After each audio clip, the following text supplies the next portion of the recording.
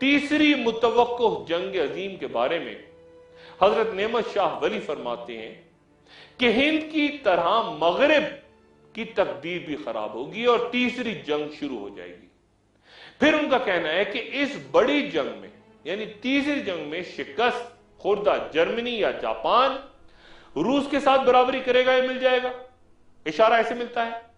और इस जंग में जहन्नुमी किस्म के इंतहाई मोहलक आतशी हथियार इस्तेमाल होंगे। नेमतुल्लाह शाह वली के मुताबिक अचानक हज के दिनों में इमाम मेहदी जाहिर होंगे और एक तमाम दुनिया में बात मशहूर हो जाएगी।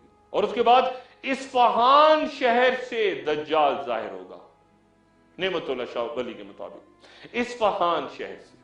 और उसके लिए कत्ल के लिए ईसा अलैहिस्सलाम आसमान से उतरेंगे और एक शेर उन पेशगोइयों के नाजुक तरीन मरहले पे नेमतुल्लाह शाह वली का यूं है कि ए नेमतुल्लाह शाह, खामोश हो जा, रब के राजों को जाहिर ना कर।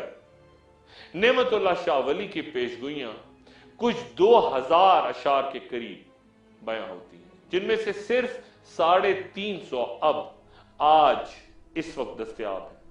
और 1000 साल पर मुहित इतनी तवील और मुस्तनद पेशगोइयां करने का ये गैर मामूली मर्तबा किसी और रूहानी शख्सियत को अल्लाह ताला ने गालिबन अता नहीं किया। यानी नेमतुल्लाह एक कोने में बैठा हुआ है और मैं सब कुछ देख रहा हूं।